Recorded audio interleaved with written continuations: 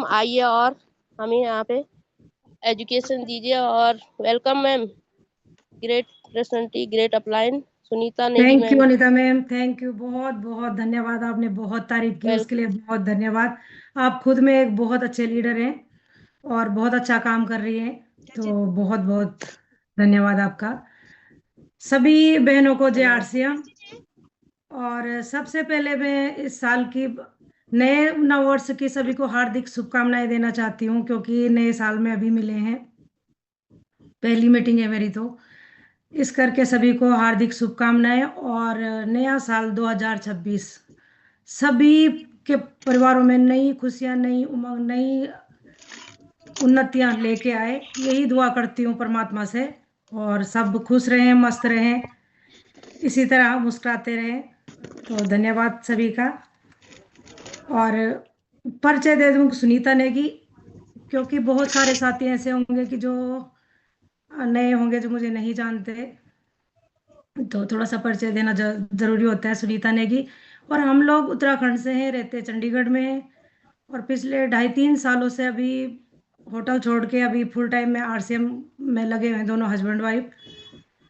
और बड़ा अच्छा, बड़ा मजा आ रहा है वाकई में। जो जिंदगी यहाँ मिलती है, शायद मुझे नहीं लगता कि और जगह कहीं मिलती होगी। हो सकता है, वैसे तो अपने अपने काम से सभी को प्यार होता है, लेकिन जैसे कहते हैं कि आरसीएम एक बहुत कंप्लीट पैकेज है, हर चीज़ हमें यहाँ से मिलती है। तो मैं सचमुच, ये बात बिल्कुल सच है। और मैं धन्यवाद करना चाहती हूँ अपनी अपलाइन का, जिनके माध्यम से हम इस अभियान को जी रहे हैं, आज सीख रहे हैं। और धन्यवाद करना चाहती हूँ माननीय टीसी सर जी का, जिन्होंने आज इस धरती पे एक ऐसा अभियान बनाया कि जो कि हम जन जन तक पहुंचा के अपना परिवार, अपने को तो बढ़िया रख ही सकते हैं, लेकिन पूरे समाज को भी हम बढ़िया रख सकते हैं। ये दुनिया का एकमात्र ऐसा अभियान है कि जहाँ पूरे समाज के बारे में सोचा जाता है। तो धन्यवाद करना चाहते हैं माननीय टीसी सर जी का। और धन्यवाद करना चाहती हूँ अपने परिवार का, अपने हस्बैंड का, जो हर टाइम मुझे मोटिवेट करते हैं और घर में नहीं रहने देते। सबसे बड़ी बात है कि वो मुझे कभी घर में अकेले नहीं रहने देते, वो मेरे बिना कहीं जाते ही नहीं है। उनका सबसे बड़ा एक, अब इसको प्लस पॉइंट बोल सकते हैं या माइनस पॉइंट बोल सकते हैं, वो कहीं नहीं जाते। तो शायद ये भी मेरे लिए अच्छी बात है। तो धन्यवाद करती हूँ मैं उनका भी, और परिवार का, बच्चों का, सभी का धन्यवाद। और आप सभी का धन्यवाद करना चाहती हूँ, आप इतनी शिद्दत से लगे हुए हैं। बहुत 3 बजे की मीटिंग, मैं जानती हूँ कि महिलाओं के लिए कितना मुश्किल होता है। घर का काम भी देखना होता है, बाहर का भी देखना होता है, परिवार भी देखना होता है, और उनके साथ सेहत के भी चैलेंज रहते हैं। तो सबको मैनेज करते हुए आप लोग बड़ा अच्छा कर रहे हो, तो आप सभी का भी बहुत बहुत धन्यवाद। और जैसे हम सभी जानते हैं, हर रोज वही बातें, सभी को मोटिवेशन, सब कुछ पता है। मैं ये मतलब जो भी आता है, क्योंकि मीटिंगों में हर वही बातें होती है, सारे सबने वही बोलना है कि वही बातें होती है, वही कुछ होता है। लेकिन इन्हीं बातों को अगर हमने जिंदगी में अमल कर लिया, तो हम बहुत बड़ी कामयाबी ले सकते हैं। और आज हम खुद किस्मत हैं कि हमारे पास आरसीएम जैसा एक ऐसा प्लेटफॉर्म है कि आज बड़ा गर्व होता है हमें कि हम आरसीएम से जुड़े हुए हैं। ये हमारा सौभाग्य है। और हम सभी जानते हैं कि हम एक राष्ट्रीय स्तर के एक ऐसे अभियान में काम कर रहे हैं, जिसका मकसद है नए भारत का निर्माण।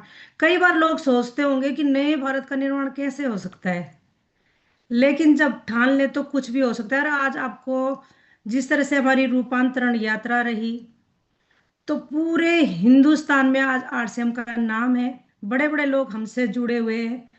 और सबसे बड़ी बात है कि जो हमारा मुख्य उद्देश्य जो है, वो ऐसे हैं कि जो सिर्फ पैसे कमाने के नहीं है। वो सबसे पहला उद्देश्य है हमारा स्वास्थ्य रक्षा। और आज की डेट में सभी जानते हैं कि 140+ करोड़ की हमारी आबादी है पूरे हिंदुस्तान की, जिसमें से 60 करोड़ लोग बीमार हैं, ये आंकड़े बताते हैं। और हम उसी पे काम कर रहे हैं। अगर और उसका मेन कारण वही है कि हमारा खाना पीना सही नहीं है। तो पहला मकसद जो सबसे बढ़िया है, वो है हमारा स्वास्थ्य रक्षा, और दूसरा है स्वावलंबन। आज बेरोजगारी इतनी ज्यादा फैली हुई है, सभी लोग चिंतित है कि हम आगे बच्चों को पढ़ा तो रहे हैं लेकिन करेंगे क्या। तो उसके लिए भी एक अच्छा मौका है कि स्वावलंबन, कि हम स्वावलंबी बने। अब आगे हमारी पीढ़ी, अब जैसे हम लोग आरसीएम से जुड़े हैं तो हमें अगली पीढ़ी की कोई चिंता नहीं है कि ये इनके पास नौकरियां नहीं होंगी। वो भी हमारे साथ साथ स्वावलंबी बन जाएंगे, जैसे हम बने वो भी बन जाएंगे। और तीसरा जो मेन उद्देश्य, जैसे कि महिला सशक्तिकरण।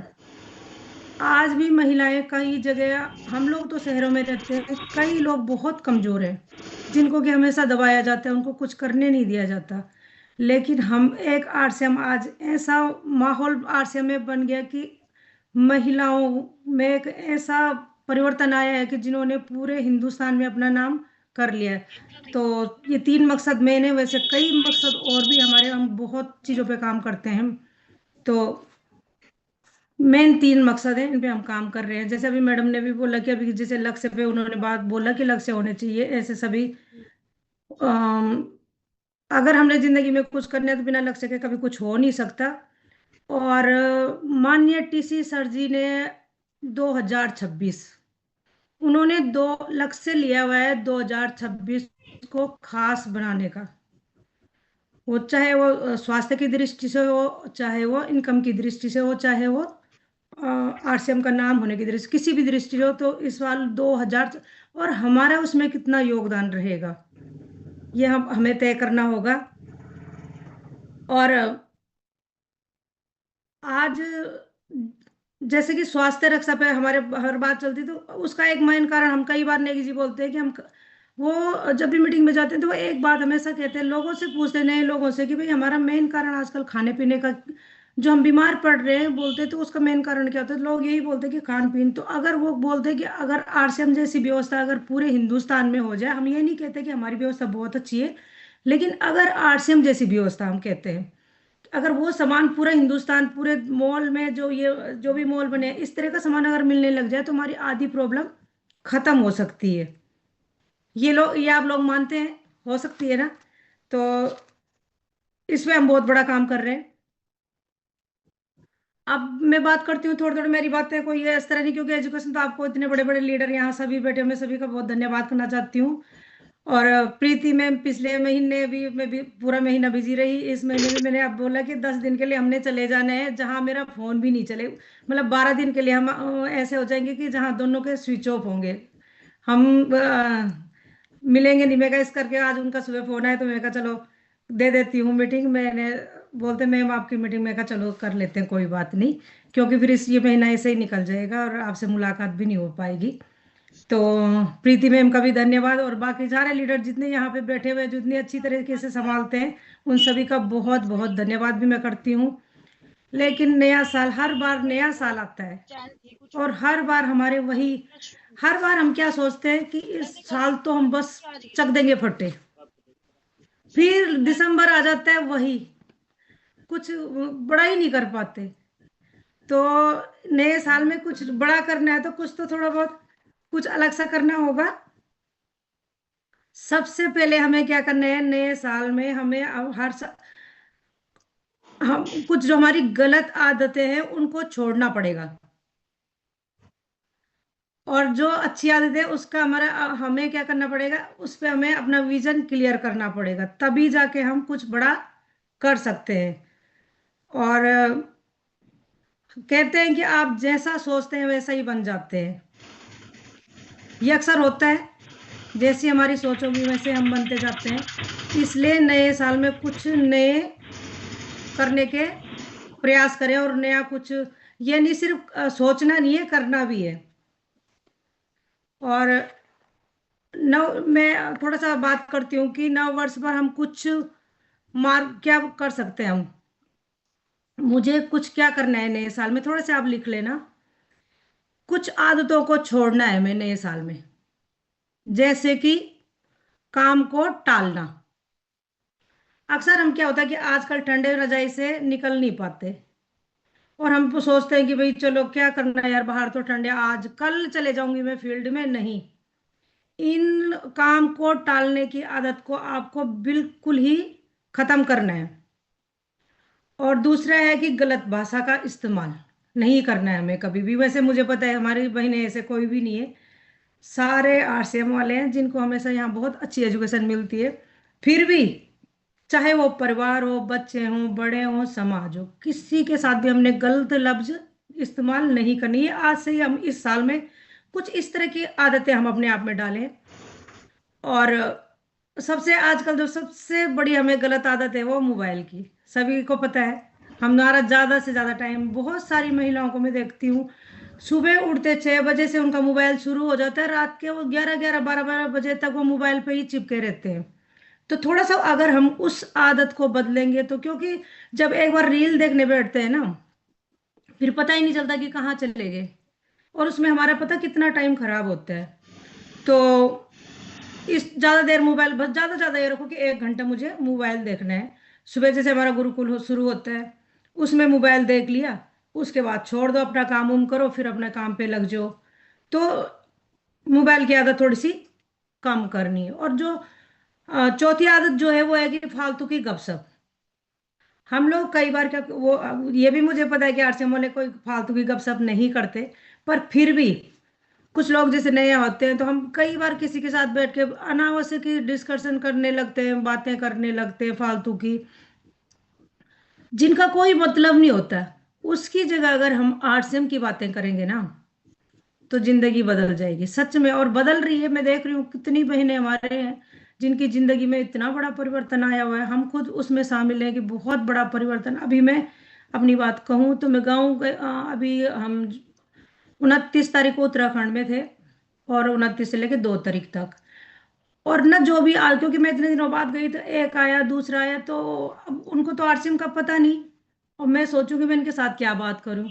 तो वो एक बोलता है मुझे यहाँ दर्द, दूसरा बोलता है उसने गांव में ऐसे कर लिया, तीसरा बोलता है मुझे ये प्रॉब्लम, तीसरा बोलता है वो। मैं सोच रही हूँ, मैंने नेगी जी को बोला अगर मैं ज्यादा दिन यहाँ रहेगी तो मैं पागल हो जाऊंगी। मैं कहा मेरे को नहीं ज्यादा इस तरह की बातें सुननी, नेगेटिव बातें मुझे सुनने की आदत ही नहीं है ज्यादा। तो मैं कहा यार नहीं, हमारे पास का नहीं है, हम आरसीएम वाले अलग, इनकी दुनिया ही अलग है। तो फालतू की गपशप हमें करनी नहीं आती हो, और उससे अगर किसी को आती भी है तो उसको बंद कर देना है इन चीजों और कौन सी आदतों को हमें अपनाना है। हम आरसीएम में हैं, अपनी वेशभूषा पर मैं ध्यान दूंगी, ये विशेष ध्यान रखना। हम लोग वैसे हमेशा ही ठीक रहते हैं, अगर मीटिंगों में जाते हैं तो बिल्कुल बढ़िया बन के जाते हैं। तो उस चीज का एक बार, अभी क्या वेशभूषा पे बात आई तो क्या हुआ कि हमारे यहाँ पे विनोद शर्मा जी की मीटिंग थी चंडीगढ़ में, और 3 4 लोग ऐसे आ गए जैसे कि वो ना, हम गांव में जाते नहीं है कि कहीं पजामा ऊपर चढ़ा हुआ, चप्पल पहनी हुई, और मीटिंग में आ रहे हैं। और वो उन्होंने देखा, और उन्होंने फिर नेगी जी को बोला, बोलते ये क्या है, बोलते हमें मीटिंगों में ऐसे जाना चाहिए जैसे हम किसी पार्टी में जा रहे हो। और सचमुच उस चीज का, क्योंकि अच्छे लोग हमारे पास तभी नहीं आ पाते, इसीलिए हमारे पास, क्योंकि लोग देखते हैं कि यार इनको तो कपड़े पहनने की अकल नहीं, इनको ऐसे वो नहीं है, और कैसे कैसे लोग इनकी मीटिंग में आ जाते हैं। तो उसका भी बड़ा फर्क पड़ता है, इसलिए हमें अपनी वेशभूषा पे भी ध्यान देना पड़ेगा, ये हमें विशेष रखना है। और वो बात मुझे फट से याद आ गई कि सच में हाँ, लोग ऐसे भी बोलते हैं कि भाई ये देखो कैसे आए हुए हैं ये लोग ना बन के। और हमेशा योजनाबद्ध, जैसे कि अब आज रात को मैं सो रही हूँ, सोते समय मुझे अगले दिन का पता होना चाहिए कि मुझे सुबह कहाँ जाना है और क्या करना है, ताकि मैं उलझू नहीं, और सुबह फिर मुझे ये कंफ्यूजन ना हो कि मैं सुबह उठ के क्या करूँ क्या ना करूँ। इस तरह की अगले दिन की दिनचर्या भी हमें पता होनी चाहिए। माननीय टीसी सर जी हमेशा बोलते हैं कि पॉकेट में एक डायरी रखो। हम लोग इतना नहीं कर सकते, मुझे पता है कि हमें सारा कुछ देखना होता है, पर फिर भी थोड़ा बहुत आदतों को इस तरह को करना चाहिए, उसमें ज्यादा मुश्किल नहीं होती। और अगले दिन की थोड़ी सी योजना बना के हम चलेंगे तो हमें ज्यादा मुश्किल नहीं होती। और जब भी, जैसे हम तो ऐसे व्यवसाय में कि जहाँ हमें लोगों की तारीफ भी करनी है। अब इस साल में सबसे ज्यादा आलोचना है कि मतलब क्या करूंगी, तारीफ करूंगी, जो भी मिले उनकी तारीफ करेंगे, और हमारा काम ही है अपने प्रोडक्ट की तारीफ करना, लोगों की तारीफ करना। इस चीज को हम अगर अपनी आदत में शामिल कर देंगे तो बहुत बड़े रिजल्ट हमें मिल सकते हैं, क्योंकि अच्छे इंसान, जो भी लोग, कभी आपने देखा होगा कि जो भी तारीफ करने वाले बंदे होते हैं, आपको प्यार से मिलने वाले बंदे होते हैं, उनको सब पसंद करते हैं। तो मैं ऐसे ऐसे बनूंगी, आपने लिखना है इस तरह, मैं भी उसमें शामिल हूँ, मैं भी करूंगी कोशिश कि मैं भी ऐसे बनूं। और सभी सभी का धन्यवाद करूंगी। सबका धन्यवाद करूंगी, अपने परिवार का धन्यवाद। कई बार क्या होता है कि हम लोग ना धन्यवाद करना, अभी धन्यवाद का भाव तो अब हमें माननीय टीसी सर जी ने सिखा ही दिया गुरुकुल से। और सच में जब आप धन्यवाद करने लगोगे ना तो इतनी कृपा आपके ऊपर बरसने लगेगी ना। आपने देखा होगा कि हमारे माननीय डॉक्टर वत्स सर, वो बोलते हैं कि अब मैं परमात्मा का सिर्फ धन्यवाद ही करता हूँ, और परमात्मा इतना दे रहा है ना कि संभालना भी मुश्किल है, शायद वो धन्यवाद का ही असर है। और मैं आप सभी से भी कहना चाहती हूँ कि जो भी हमें मिला हुआ है ना मतलब इस दुनिया में आके, तो उसके लिए हर पल उस परमात्मा का शुक्रिया अदा करें। सभी को पता है, पर फिर भी बार बार हम इसलिए दोहराते हैं कि याद करवाते रहें, क्योंकि एक बार सुन के फिर भूल जाते हैं। सभी का धन्यवाद करना हमने सीखना है। आपके लिए थोड़ा सा भी किसी ने कुछ काम किया तो उनका धन्यवाद। और अपने घर में जितने भी हमारे परिवार के सदस्य हैं या रिश्तेदार हैं, सबके साथ में प्यार से बात करूंगी। कई बार हम बच्चों को झिड़क देते हैं, वो चीजें अपने आदत में वो नहीं करनी है। अगर आप बच्चों को भी झिड़कते हो, हस्बैंड को भी झिड़कते हो, या किसी को भी झिड़कते हो, तो वो चीजें बहुत ज्यादा आगे चल के ना अच्छी नहीं होती। और अगर आपको सबके साथ सबका प्यार लेना है तो आपको सबके साथ प्यार से बात करनी होगी। तभी बच्चे आपके ना बहुत ज्यादा इज्जत करते हैं, और परिवार वाले भी इज्जत करते हैं। तो सबके साथ प्यार से बात करूंगी, और अपने आप को, अपने आप के लिए थोड़ा सा टाइम निकालूंगी। हम महिलाओं में सबका ध्यान रखने की आदत होती है, सभी का हम इतना ध्यान रखते हैं, पूरे परिवार का ध्यान रखते हैं, लेकिन हम अपना ध्यान रखना भूल जाते हैं।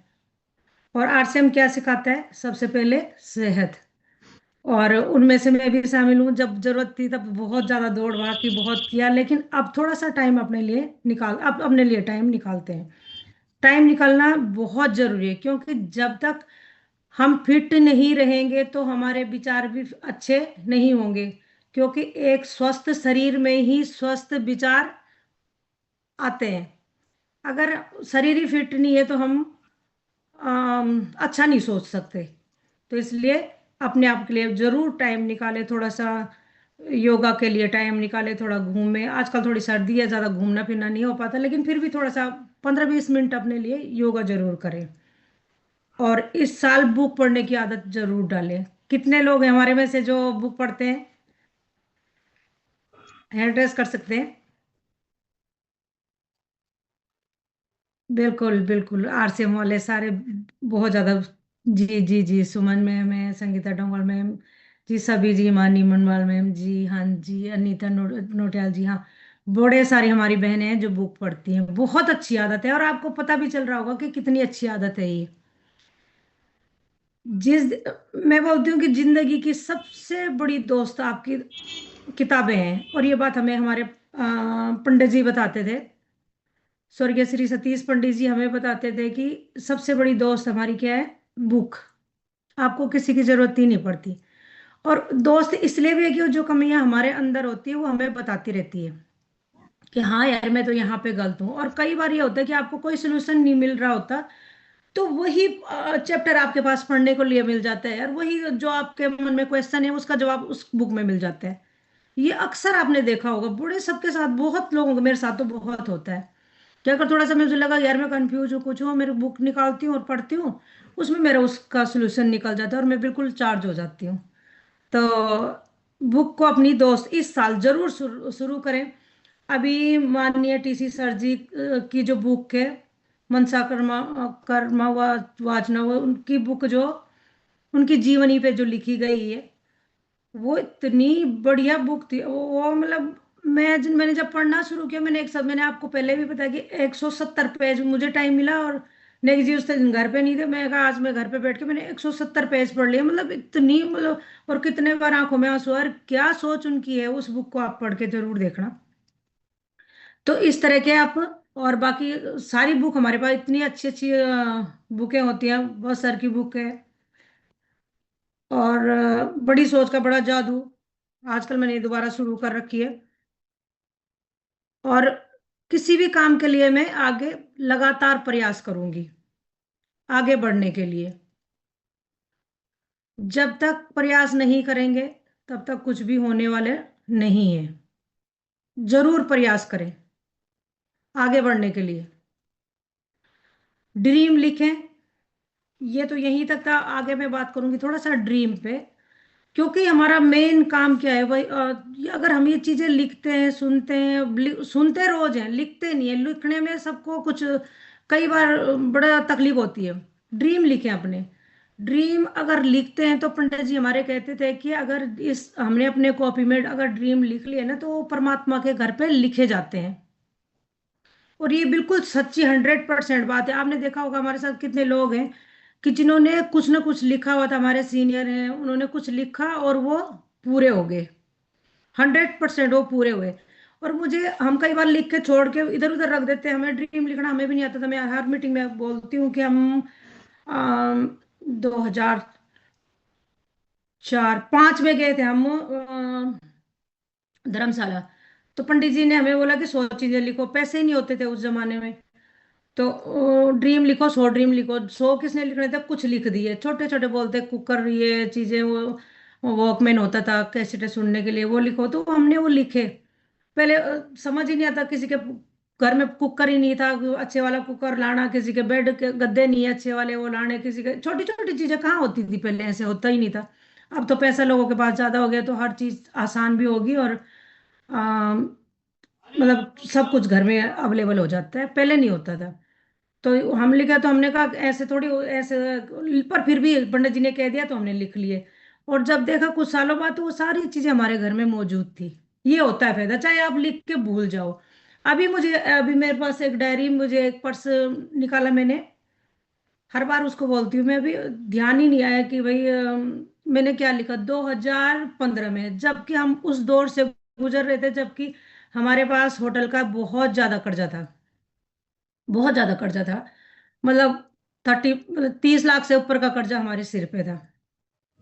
और उस बीच भी पता नहीं वो ड्रीम लिखने वाली आदत मैंने लिख दिया 2015 में कि 3 BHK घर चंडीगढ़। वो पता नहीं क्यों लिख दिया, समझ नहीं आया, आज भी समझ नहीं आया क्यों लिखा होगा जब इतना कर्जा हो तो फिर अब मैंने जब ये घर लिया, जब हमने चंडीगढ़ में घर ले लिया, तो फिर मैंने नेगी जी को एक दिन मैंने वो डायरी दिखाई, मैं कहा बड़ा घर भी नहीं हमें मिल सकता था, कोठी भी नहीं मिल सकती, हमने तो 3 BHK ही लिखा हुआ है, और हमारे 3 BHK घर ही चंडीगढ़ में है आज की डेट में। तो मैं बड़ा हंसी में कहा यार कितना काम करते हैं, लिखना वाला काम पंडित जी ने सिखा दिया तो बहुत बड़ा काम करता है। इसलिए आप भी जो भी आप करना चाहते हैं, जो भी आपको चाहिए, तो अम, अपने ड्रीम जरूर लिखें। मैं सभी से यही कहना चाहती हूँ। और ये बात तो हुई ड्रीम लिखने की। अगली बात मैं आपसे करती हूँ, क्योंकि रोज ही आपके पास कुछ ना कुछ नई चीजें रोज ही आ रही है, तो मैं थोड़ा सा जो हमारे साथ घटती हैं बातें, वो बातें मैं थोड़ा सा आप बताती हूँ कि कैसे कैसे होती है।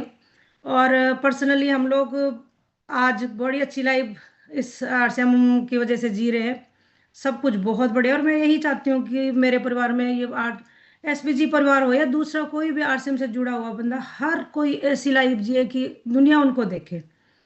और अब मैं आपसे कहना चाहती हूँ कि कुछ साल बाद आप ये जरूर लिखें कि आरसीएम में आप अपने आप को आप कहाँ देखना चाहते हैं। अगर आपने ये सोच लिया ना कि मुझे आरसीएम में कुछ साल बाद कहाँ होना है, तो वो पक्का पूरा होगा।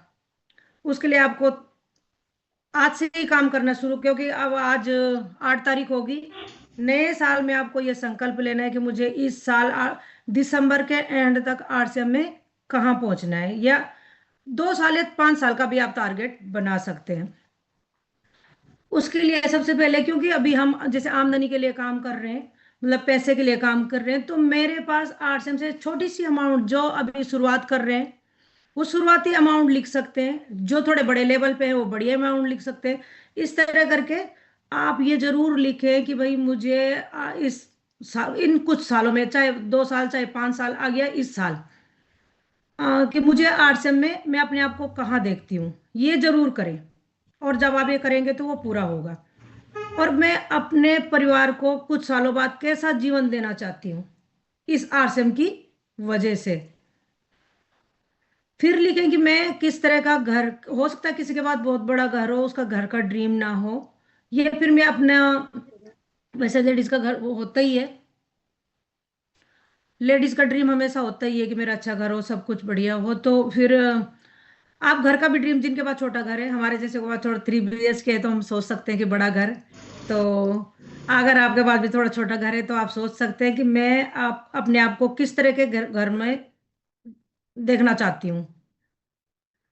और मैं अपने परिवार के साथ, फिर आप लिखे कि मैं अपने परिवार के साथ अगर इन कुछ सालों में मेरे पास अच्छी अर्निंग, अच्छा पैसा आ गया, तो मैं छुट्टियों में पूरे परिवार के साथ कहाँ घूमना चाहूंगी, ये भी आप जरूर लिखें।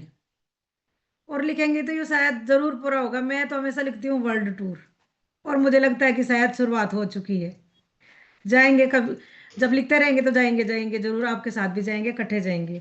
तो ये जरूर लिखें कि हम अपने परिवार के साथ कहाँ घूमने, छुट्टियां कहाँ बिताएंगे। और मैं अपने बच्चों की कितनी मदद कर सकती हूँ। किसी के बच्चे अभी छोटे हैं और किसी के बड़े हैं, तो बच्चों की मदद कर सकते हैं हम। और उनको, उनके लिए हम कितनी इनकम तक, कितना हम उन पे खर्चा कर सकते हैं अपनी इनकम से, ये जरूर लिखें। उनकी मदद, उनके एजुकेशन के लिए हम क्या कर, जिनके छोटे हैं वो ये लिख सकते हैं कि उनकी एजुकेशन, हम किस तरह की उनको एजुकेशन दे सकते हैं, तो ये भी जरूर लिखें।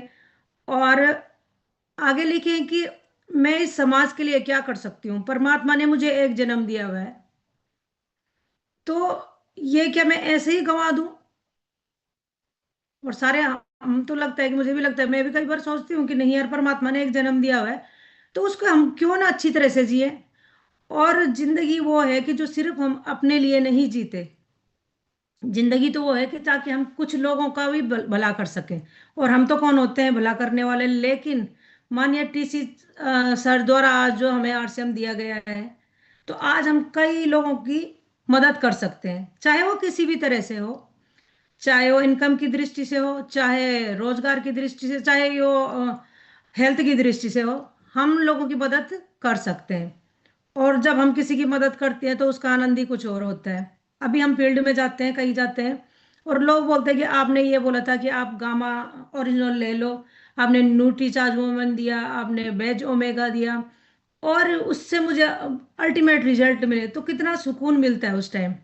और आज हमारे पास ऐसे प्रोडक्ट हैं कि हम लोगों की मदद कर सकते हैं मत। तो और अगला आप ये भी लिख सकते हैं कि हम इसमें आके हम कितने लोगों के, कितने परिवारों का जीवन बदल सकते हैं। और जब हम लिखेंगे तो 100% होगा। मैंने अपनी डायरी में लिखा हुआ है कि मैं 1 लाख घरों तक इस अभियान को लेके जाऊंगी, और 1 लाख परिवारों का जीवन परिवर्तन होगा। ये 100% होगा, चाहे उसमें कितने साल लग जाए, पर ये होगा। जब क्योंकि लिखा हुआ है तो होगा। और लास्ट में क्या होता है कि क्या मैं अपनी मर्जी की जिंदगी जी रही हूँ। क्योंकि महिलाओं की लाइफ कैसे होती है, पहले वो तो पहले वो माँ बाप के घर में होती है तो उनकी मर्जी से जीती है, फिर हस्बैंड के घर आ गई तो वो फिर हस्बैंड की मर्जी से जीने लगती है, फिर बच्चे बड़े हो गए तो फिर उनकी मर्जी से जीने लगती है। अपनी मर्जी कहाँ चलती है हमारी। लेकिन नहीं, आज RCM में इस मुकाम पे परमात्मा ने आज इतना अच्छा वो कर दिया कि आज हम लोग अपनी मर्जी से जिंदगी जीते हैं, कोई टोकता नहीं है, कोई कुछ बोलता नहीं है। तो इस तरह की जिंदगी हो सकती है। सहमत हैं सभी? हाँ जी। थोड़ा सा मैं ऐसा ना लगे ना कि मैं भाषण दे रही हूँ और आप लोग ऐसे सुन रहे हैं मुझे। तो सभी जीना चाहते हैं, उड़ना चाहते हैं। और उम्र, जैसे लोग बोलते हैं कि उम्र उम्र तो कोई भी मायने नहीं रखती। आपने इतने लोगों को सुना होगा। हमारे साथ देहरादून जसवाल जी है, सभी जानते हैं सरदार जी को। 76 साल की उम्र में, और 16 साल जैसा उनका जो बचपन है, उनका जो एक्टिव वो है, इतने हैं कि 16 साल जैसे एक्टिव। तो क्या हम भी तो रह सकते हैं? हमारे साथ कुछ नए बच्चे हैं, वो तो होंगे, लेकिन हम भी रहते जो 40+ हो चुके हैं, वो भी बहुत एक्टिव रह सकते हैं। वो भी अपनी जिंदगी अभी कुछ ना कुछ आप करते रहिए, पर करना करना पड़ेगा। बैठ के सोच के कुछ नहीं होगा। आप ऐसे लिख दोगे कि मुझे 1 करोड़ रुपए चाहिए, और कल से बिस्तर वो डाला सिर में, क्या बोलते, रजाई ली और सो गए, कभी नहीं पूरा होगा। एक्शन तो लेना ही पड़ेगा, और बिना संघर्ष के कहते हैं कि कुछ भी नहीं मिलता। और संघर्ष जिन मैं तो बोलती हूँ कि जिंदगी भर के संघर्ष से ज्यादा अच्छा है कुछ सालों का संघर्ष। वैसे भी हमने सारी जिंदगी नहीं तो संघर्ष ही करना होता है। अगर नौकरी कर रहे हैं तो 60 साल तक जाते रहेंगे ड्यूटी। अगर कुछ और काम कर रहे हैं, कुछ भी हो, तो तब भी हम करते ही रहेंगे। संघर्ष जिंदगी भर का है, लेकिन आरसीएम में कुछ सालों का संघर्ष है। अगर कुछ साल संघर्ष कर लिए तो जिंदगी बल्ले बल्ले होने वाले। आज एग्जाम्पल है हमारे सामने, कितने माननीय कोठारी सर हैं, कितनी अच्छी लाइफ है। माननीय बस सर है, कितनी अच्छी लाइफ है। जा साल में कितने चक्कर बाहर लग रहे हैं, फॉरेन के लग रहे हैं, जहां बंदा सोच भी नहीं सकता। तो ऐसी जिंदगी होनी चाहिए सभी की। पर ये सिर्फ सुन के, और मेरे को सुन के आपको लग रहा है कि ऐसे नहीं, उसके लिए काम करना होगा। अभी अभी भी मैं अपनी बात करूं, कोई वो नहीं है, सब कुछ ठीक है, परमात्मा का दिया हुआ है, सब बच्चे वेल सेटल, सब कुछ। जबकि वो मुझे काम नहीं करने देते, वो बोलते कि भाई वो मुझे कुछ नहीं करने देते। लेकिन मैं अभी भी एक दिन, मैं और नेगी जी अगर एक दिन घर में रहेंगे ना, तो फिर लगता है यार नहीं, अब अपने लिए नहीं। अब तो ये होता है कि जो लोग हमारे साथ लगे हुए हैं ना। अब हाँ, एक बात और भी कहती हूँ, जब आप और लोगों के लिए काम करते हैं तो और मजा ही और आता है फिर। अब तो इनकम की दृष्टि से कितना चाहिए होता है, जितना चाहिए होता है उससे ऊपर आ रहा है, उनके सब कुछ बढ़िया है, ठीक है। लेकिन जो लोग लगे हुए हैं और उनके लिए काम करना, फिर अलग ही मजा होता है, और अलग अलग ही सुकून होता है। अभी कल की बात है, इतनी ठंड थी चंडीगढ़ में। तो किसी ने बोला कि भाई हम शिमला से मैडम है पार्वती जी, वो 60+ है और बहुत अच्छा काम करते हैं। तो उनके कोई रिश्तेदार, उन्होंने हर जगह ज्वाइन करवा दिया। तो उन्होंने बोला कि मोहाली पिकअप सेंटर पे वो आ रहे हैं। तो मैं और नेगी जी फटाफट 12 बजे यहाँ से निकले, उन्होंने 1 बजे पहुंचना था, निकले। और उनको अगर हम नहीं जाते वहां पे, तो उन्होंने 2-3 चीजें उनको बताई होंगी, उन्होंने वही लेनी थी। लेकिन जब बैठे, प्लान किया और सारा उनको वीडियो दिखाई, उसके बाद वो 6,000 का सामान लेके गए। कितनी बड़ी बात है। तो इसलिए हमें लोगों को प्रॉपर समझाना भी और बताने भी, और काम भी करने हैं। इस तरह ही हम, क्योंकि हम कई बार क्या होता है कि लोग सामान इसलिए भी नहीं, प्रॉपर जानकारियां ही नहीं होती। तो इसलिए हम तो इसलिए बैठते नहीं, टिकते नहीं। इसलिए वंडरवर्ड भी हम घर में नहीं बैठते, चले जाते हैं कि नहीं यार, कोई ना कोई नया पर्सन आता है, उनको कौन समझाएगा। उसको तो किसी ने भेजा होगा कि भाई हेल्थ कार्ड ले आना और चाय पत्ती ले आना, हमारी अच्छी है, वो 2 चीजें लेके उठ के चला जाएगा।